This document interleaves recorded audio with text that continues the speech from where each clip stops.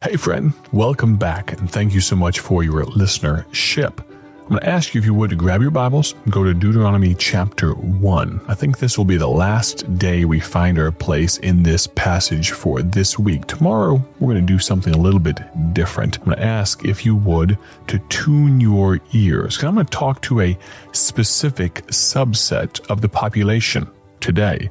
I'm going to talk to some of you who are in a relationship. It's likely that there are numerous, hundreds, thousands, could be tens of thousands across the 100+ radio stations, and of course it goes out the video version on YouTube and sometimes on Facebook, and you can listen to the archives on podcasts, or maybe you're even listening after the fact, after this originally aired. But there are likely many of you in a relationship, maybe as a husband, as a wife. Of course, all of us are in some sort of relationship: employee, employer, church member, pastor. You fill in the blank. There's all kinds of relationships: fathers, sons, mothers, daughters, and all that. But I want to talk to those of you who are married for just a little while. I want to ask you, if you would, to tune your ears and even tune your heart. Sometimes we can have open ears, but we don't have soft hearts to what God has for us. And I don't pretend to speak as an oracle of God or anything like that. I don't have any greater avenue of access than you do, Christian friend. But at the same time, I believe God's given me a thought today that could be a help to you. Had the opportunity not that long ago to preach a Valentine's banquet.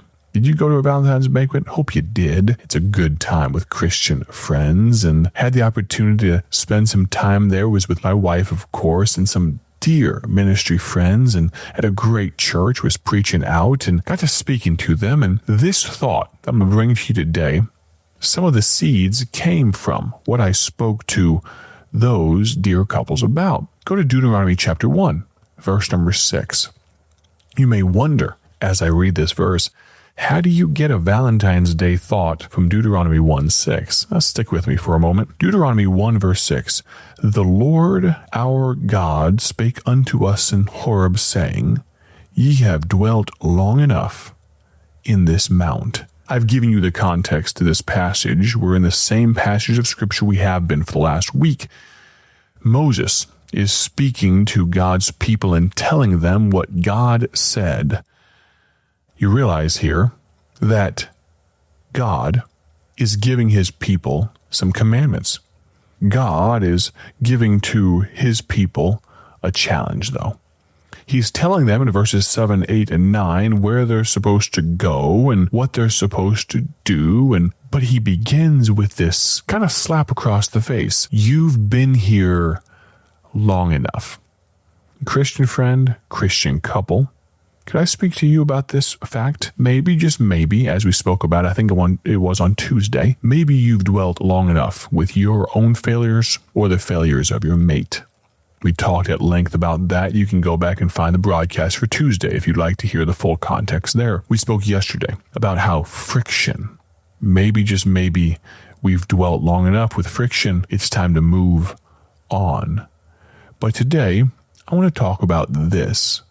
Slightly, it feels more positive at the beginning, but even more insidious possibly, because it's easy to do. Maybe, husband, maybe, wife, you've been friends long enough. I'm speaking specifically to husbands or wives. I'm not going to get into the nitty-gritty details, but there is supposed to be something beyond the care and compassion of friendship. That is a good attribute to have in a marriage relationship. But friend, my friend, you, if your relationship with your spouse ends at friendship and goes no further, then you are not in a biblical marriage. You are not in a marriage that is echoing the love that God has for his bride. We, as husbands, are supposed to reflect God's love. And wives, we are supposed to reflect back the love that his church is supposed to give to the bridegroom. But before we get too deep in the weeds, I remind you that you are knit together before God in holy matrimony, and your relationship should be more than just friendship. I think of my friendships with so many different people. I'm very blessed. They say as you grow older, some friendships wither and some fade. And I've been so blessed to, yes, there have been some that maybe have come and gone. And honestly, maybe it's because I haven't been the friend that I should be. And there are people I think of that, I should write them a note. I try to obey those spiritual impulses, but I've been blessed with some great friends. I think of the men that I can call friends. I'll be honest with you, I don't have any girl friends. I don't think it's wise, and you can lambaste me if you want, but my wife is my friend, and she's more than that to me. We're going to talk about that in just a moment. But I have men that are friends. Some younger, some my age, some older. I'm blessed with mentors, with heroes that invest in me, men that I can call friends. I can tell you this. I have never once met one of my friends, and sometimes there will be a hug. We'll grasp each other in brotherly kindness as friends. But I'll tell you what, I'm not in the habit of greeting my friends with a holy kiss, all right? It's not the culture I grew up in, and I don't plan on starting anytime soon. But I will tell you this, when I greet my wife, now, there may be what my girls call smoochy kisses. Yeah, they will often squeal with mixed delight, and I'm not sure if there's a little disgust mixed in there when Mom and I smoochy kiss. I'll be honest with you, I have a desire to show my girls what a healthy relationship should look like. What would you think if I came to your church, was asked by your pastor to come and preach, and you never, ever once saw me hold my wife's hand, never saw me put my hand on the small of her back, and never put my arm around her shoulders, and maybe just gave her a little peck on the cheek. And if you never saw that, maybe I was with you not just a week, but 2 or 3, and I'm not talking about indecent public displays of affection. I'm not talking about any of that, but something that indicates we are in a relationship that transcends that of just friends. We're not just co-laborers. We're not just cohabitants of the home that we've built together. No, friend, we are husband and wife. And as such, we should be more than friends. I know we are some weeks past Valentine's Day, but could I speak to you specifically, husband? You need to love your wife as Christ loved the church. I think of a Song of Solomon 5:16. There's this passage, a short 4 words. It says, "This is my beloved." We are his beloved, but how do you show how much your wife is beloved by you? Do you yell at her? God help you, sir. I can't even call you sir if you strike your wife. Maybe you have so swung the pendulum the wrong direction that you're not even friends. Maybe you've dwelt long enough, though, as combatants. Maybe you've dwelt long enough with violence. Maybe you, whether it be mental or verbal or physical, maybe it's time, as God told his people in Deuteronomy 1:6, long enough. It's time to move on.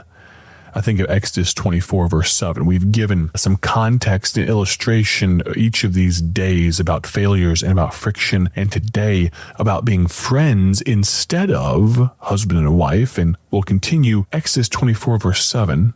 There was a rekindling that happened here between God and his people, and he took the book of the covenant and read in the audience of the people, and they said, "All that the Lord hath said will we do, and be obedient."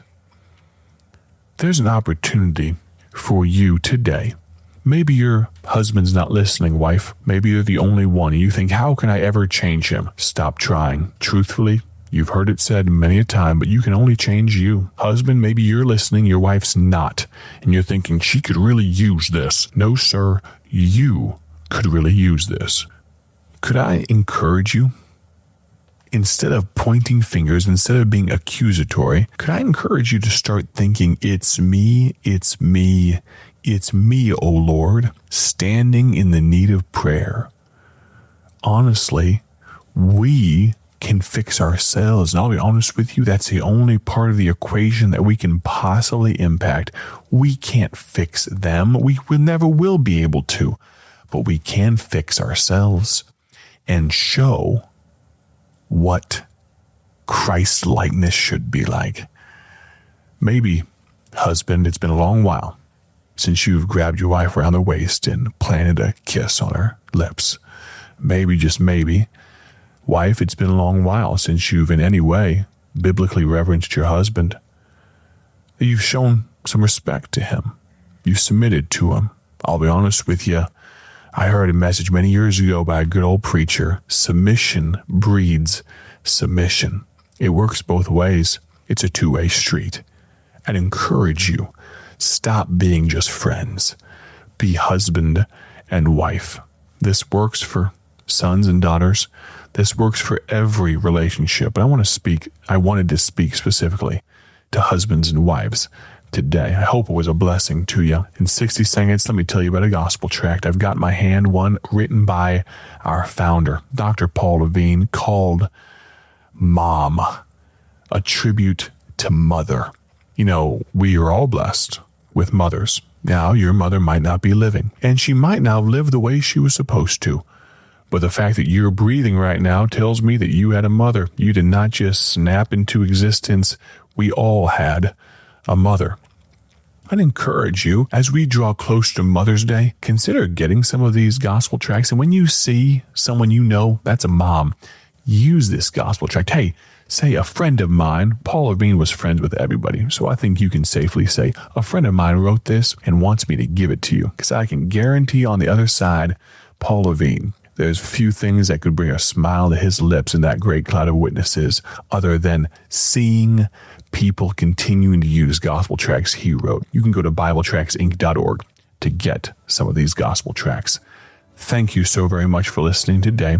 We're going to close out the week with a special broadcast tomorrow. My prayer, as always, is simply this, that you have a great day for His glory. We'll plan on talking to you very soon on the concluding broadcast of this week, tomorrow. God bless.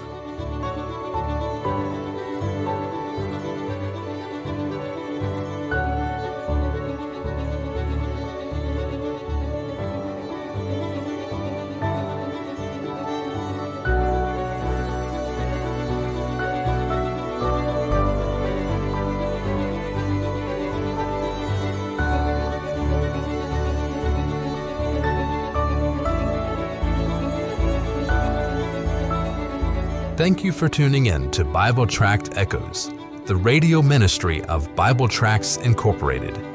Want to see our gospel tracts and other resources? Visit us online at BibleTractsInc.org. That's BibleTractsInc.org. Or follow us on social media to learn how you can partner with this ministry. Thanks again for listening. May the Lord richly bless you as you live for Him.